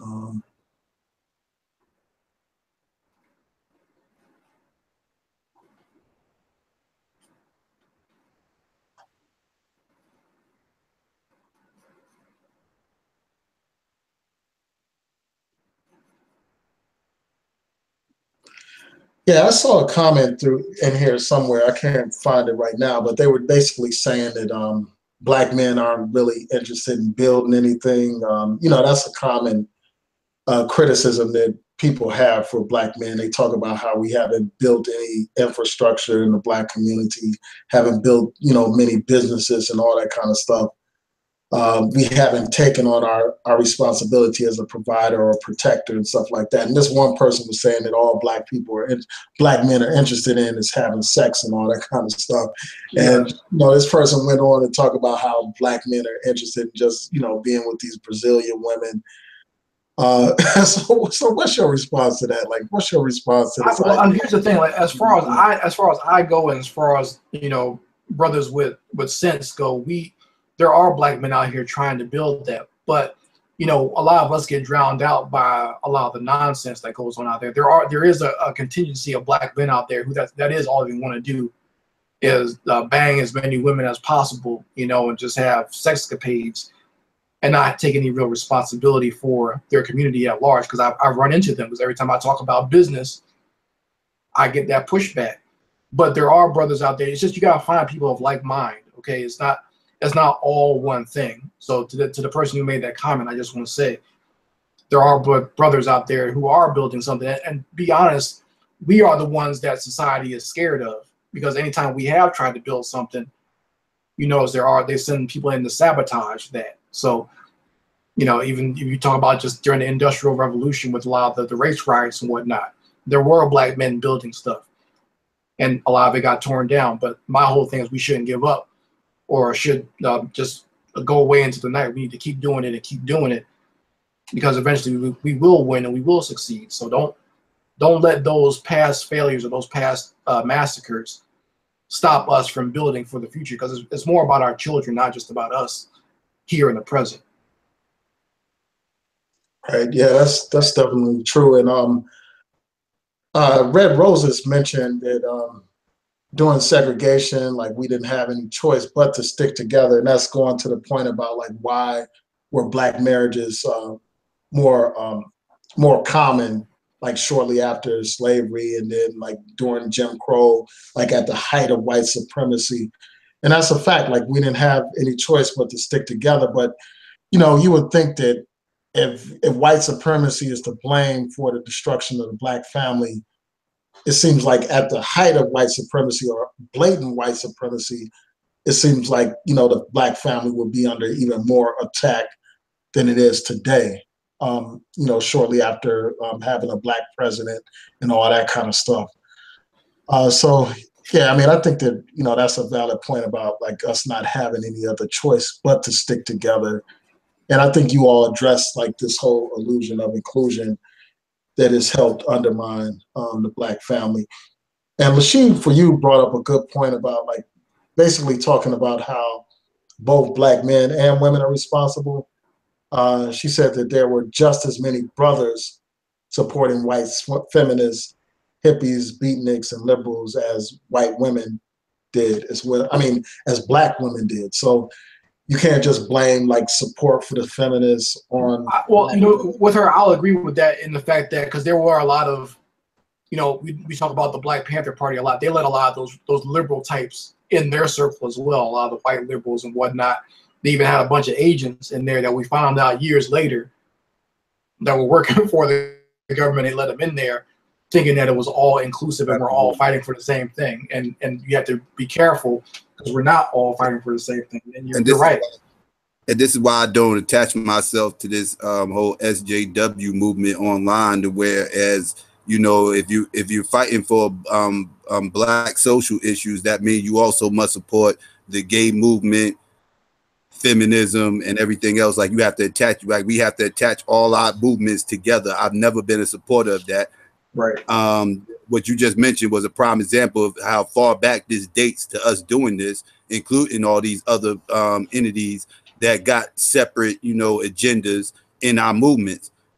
And what happens is they use us to help get themselves further. And you know, whenever we end up getting anything accomplished, it's not we're just a piece of something, kind of like affirmative action. You know, you know, we get that thrown up in our face a lot about affirmative action being so. You would think affirmative action was solely for Black people, like this was our reparations or something. Right. When in all actuality, nobody benefited more from affirmative action more than the white female. The white female benefited more from affirmative action more than anybody else. But and that's when it first started. And as of today, now the person that benefits from it the most is the Latino female. She benefits from that the most because she kills 3 birds with 1 stone. She's bilingual, she's a female, and she's a minority. So they covering all their bases when they hire her. You understand what I'm saying? So like this is what people got to understand. Again, I know the straight Black male did not benefit from affirmative action.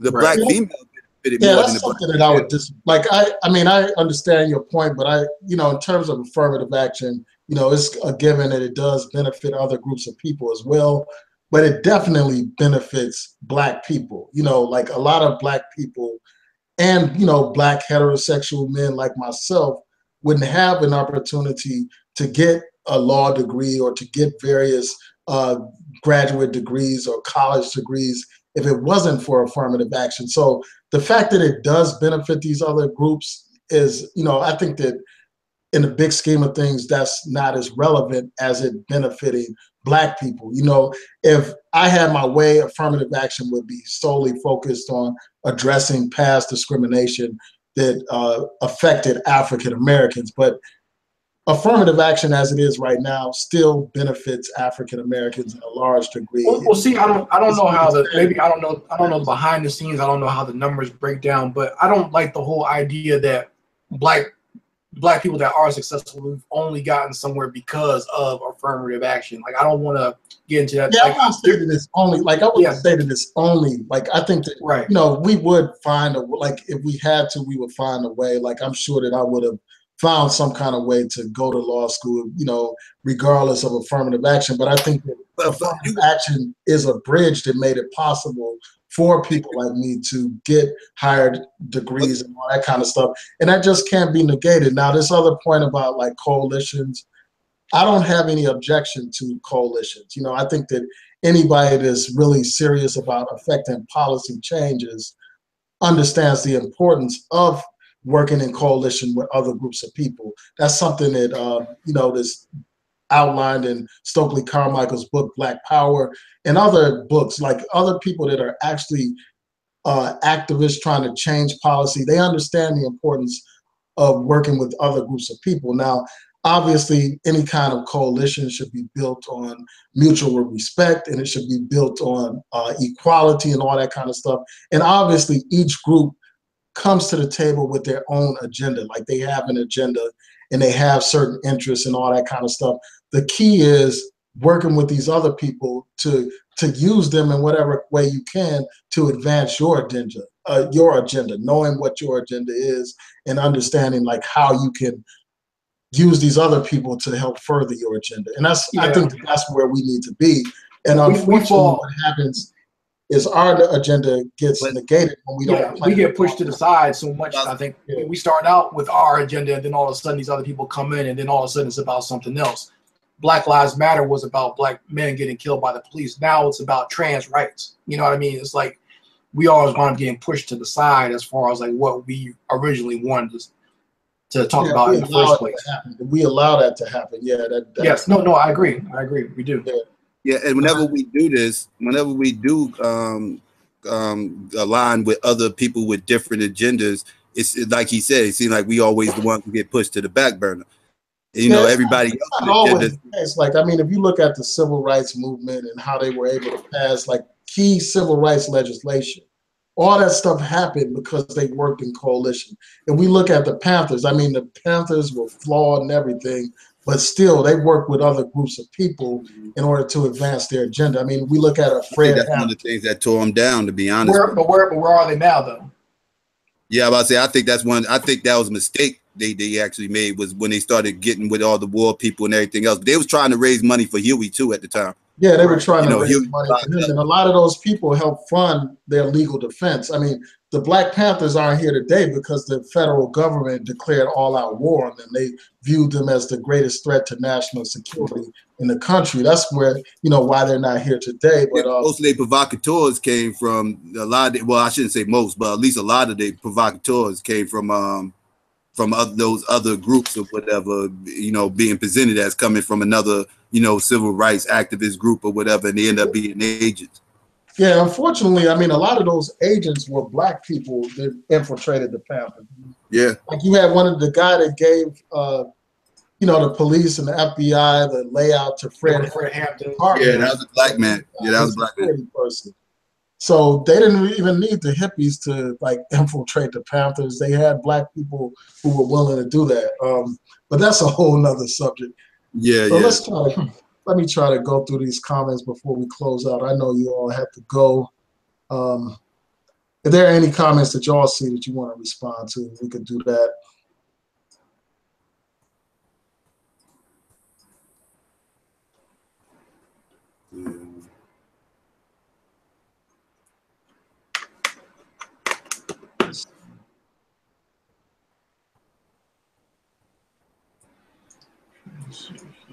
And shout out to Nellie B.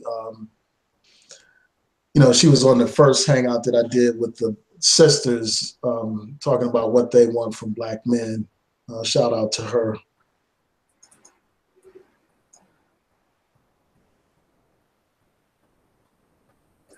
And she made this point. She said, my point is, if black men are encouraged to date and marry out, then who will black girls be left with? But at the end of the day, people are going to be with who they're going to be with. So what do y'all think about that? Like, we kind of touched on it, but like, you know, it seems like it's more acceptable, unfortunately, for black men to date out. Like, even, you know, some of these people that go on about bed wench this and bed wench that, you know, a lot of these people like have no problem with black men dating out. Yeah, I could. Now that I can admit, like, just like I said, bashing black men is socially accepted in society. Black men dating outside their race is socially accepted within society for the most part, opposed to the other way around. The other way around is a little bit more frowned upon within society. I can admit that. It's actually more normalized to see a black man with a non-black woman, which is actually sickening. But you know, again, a lot of this has to do again with the whole the one drop philosophy. That's why I'm against it, because again, when you say, because you know, my main issue is always mainly about the kids. You know, what are we doing with the next generations? Because you know, because what's going to come from this relationship is a mixed baby. And when you, again, if you hold in this position that mixed baby is black just because it has one black parent, you are diluting our genes. You're saying that the black woman is not needed to make a black baby. That's what you're pretty much saying. You're saying you say I don't need a black woman to have a black child to keep the black race going. You're saying I don't need a black man to have a black child to keep the black race going, and that's not true. That's not true. So you know, that's my issue with the whole swirling thing. I don't like the whole diluting of our genes. So that's why I stress that so much. So what's your response to this? Like somebody, and this will probably be our last question, you know, last topic from the live chat before we close out. They said, this is WWF No Mercy, says that homosexuality is damaging black family progression. And what's your response to that comment? What do you all have to say about that? I know that's I would say it's not so much homosexuality, but the LGBT movement, which does have an agenda that I've realized over the years. Because I used to be one of those people like live and let live, but now I see more so of them trying to push a certain notion, especially in the black community. Because I've noticed that with black people, it's always we have to accept it. I don't see that kind of push for other groups of people to accept something. And there are other groups that are way more conservative and more hardline on these subjects, like whether it be in Latin American community where they continuously do murder homosexuals and whatnot, whether it be in the Jewish community where they have problems with it in their religion, whether it be in the Muslim community, they don't even try to push that on them because they know what's going to happen.